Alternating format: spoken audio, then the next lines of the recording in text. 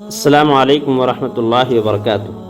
محترم سامعین اور معزز ناظرین، جن ملکوں میں جمہوری نظام چلتا ہے ان میں الیکشن کے ذریعے سے صدر اور حاکم کا انتخاب کیا جاتا ہے، جس میں ہر شخص اپنا ووٹ دے کر اپنی رائے شامل کرتا ہے۔ بعض لوگ یہ خیال کرتے ہیں کہ اسلام صرف روزہ، نماز، حج اور زکوٰۃ کا نام ہے اور ووٹ بینکنگ کے مسائل، اکنامک سسٹم اور اس طرح کی دنیاوی چیزوں کا تعلق اسلام سے نہیں ہے۔ حالانکہ یہ سوچ بالکل غلط ہے، کیونکہ اسلام مکمل دین کا نام ہے۔ اس میں انسان کے زندگی کے ہر شعبے میں رہنمائی کی گئی ہے، اس لیے ووٹ کا تعلق بھی دین سے ہے۔ چلو آج کی اس ویڈیو میں ہم یہ جاننے کی کوشش کریں گے کہ اسلام نے ووٹ دینے کے سلسلے میں لوگوں کی کیا رہنمائی کی ہے۔ سب سے پہلے ہمیں یہ بات جاننا چاہیے کہ شریعت میں ووٹ کا وہی حکم ہے جو گواہی کا حکم ہے۔ جب کوئی انسان ووٹ دیتا ہے تو گویا وہ یہ گواہی دیتا ہے کہ ہمارا لیڈر فلاں شخص ہے، میری رائے یہ ہے کہ فلاں شخص لیڈر بننے کی صلاحیت رکھتا ہے۔ اب جب ہم نے ووٹ کو ایک گواہی مان لیا اور شہادت مان لیا تو قرآن مجید میں شہادت کے سلسلے میں اور ووٹ دینے کے سلسلے میں دو احکام ہمیں نظر آئیں گے۔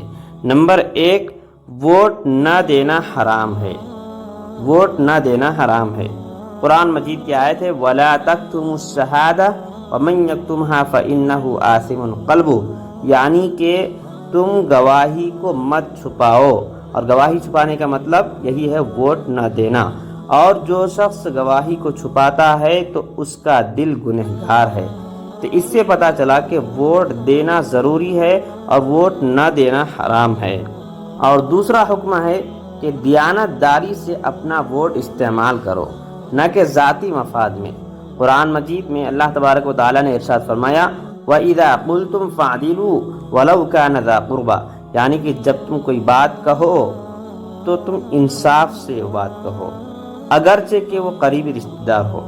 عموماً یہ دیکھا جاتا ہے کہ جس شخص کے قریبی رشتہ دار الیکشن میں کھڑے ہوتے ہیں تو وہ اسی کو ووٹ دیتا ہے، حالانکہ وہ یہ دیکھتا ہے کہ اس کے اندر لیاقت نہیں ہے، قیادت کی صلاحیت نہیں ہے، لیکن ذاتی تعلقات کی بنا پر، ذاتی قرابت داری کی وجہ سے وہ اسی شخص کو ووٹ دیتا ہے۔ تو قرآن مجید میں اللہ تبارک و تعالیٰ نے ارشاد فرمایا کہ تم جب بھی کوئی بات کہو تو انصاف سے کہو، اگرچہ کہ وہ قریبی رشتہ دار ہو۔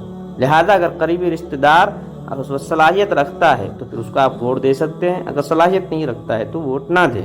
اب جب کہ یہ بات ثابت ہو گئی کہ ووٹ کا مطلب ہی ہوتا ہے کہ گواہی دینا، تو اب گواہی دینے کے سلسلے میں اسلام نے جھوٹی گواہی دینے سے بہت ہی سختی سے منع کیا ہے، اور جھوٹی گواہی دینے کو نبی کریم صلی اللہ علیہ وسلم نے کبیرہ گناہوں میں شامل کیا ہے۔ لہذا ووٹ کا غلط استعمال یہ جھوٹی گواہی ہی ہے، اور جھوٹی گواہی دینا اتنی خراب چیز ہے، اتنی خراب بات ہے کہ اللہ تبارک و تعالیٰ نے اسے بت پرستی کے ساتھ بیان کیا ہے۔ چنانچہ ارشاد ربانی ہے کہ فَاجْتَنِبُوا الرِّجْسَ مِنَ الْأَوْثَانِ وَاجْتَنِبُوا قَوْلَ الزُّورِ، کہ تم لوگ بت پرستی کی گندگی سے بچو اور جھوٹی گواہی دینے سے بچو۔ اب آخر میں ایک سوال رہتا ہے کہ ووٹ نہ دینے کا نقصان کیا ہے؟ کئی مرتبہ ایسا دیکھنے میں آتا ہے کہ لوگ سمجھتے ہیں کہ ہمارے ایک ووٹ نہ دینے سے کیا نقصان ہو جائے گا، ہزاروں لوگ دیتے ہیں، میں ایک ووٹ نہیں دوں گا تو کیا ہوگا؟ تو جاننا چاہیے کہ یہ سوچ بالکل غلط ہے، کیونکہ جمہوری دور میں ایک ووٹ ہی فیصلے کا رخ بدل سکتا ہے، اور ووٹ نہ دینا یہ ایسا سنگین گناہ ہے، ایسا سنگین جرم ہے کہ نبی کریم صلی اللہ علیہ وسلم نے فرمایا کہ الناس اذا رأوا الظالم فلم يأخذوا على يديه اوشك ان يعمهم الله بعقاب، اگر لوگ ظالم کو دیکھ کر اس کا ہاتھ نہ پکڑے تو کچھ بعید نہیں کہ اللہ تعالیٰ ان سب پر اپنا عذاب نازل فرمائیں گے۔ تو ووٹ نہ دینے کا سب سے بڑا نقصان یہی ہے کہ اللہ تعالیٰ ان پر عمومی عذاب نازل کرتے ہیں۔ اور دوسرا بڑا نقصان جو ووٹ نہ دینے کا ہوتا ہے وہ ہے کہ اس گناہ کی جو سزا ہے پوری قوم کو بھگتنا پڑتا ہے، اور اس کا نقصان ایسا نقصان ہے کہ اس کی تلافی ممکن نہیں۔ ہم دیکھتے ہیں کہ آدمی کا اگر پرائیویٹ مسئلہ ہوتا ہے، اپنا ذاتی مسئلہ ہوتا ہے، تو اس میں اللہ تبارک و تعالیٰ سے معافی تلافی کر سکتا ہے، لیکن ووٹ کا تعلق پوری قوم سے ہے، پوری ملت سے ہے، تو اگر اس میں انسان کوتاہی کرتا ہے تو اس کا ایک بھول ہی کیا ہے پوری قوم کو خسارے میں ڈالنے کا ذریعہ بن جائے۔ السلام علیکم۔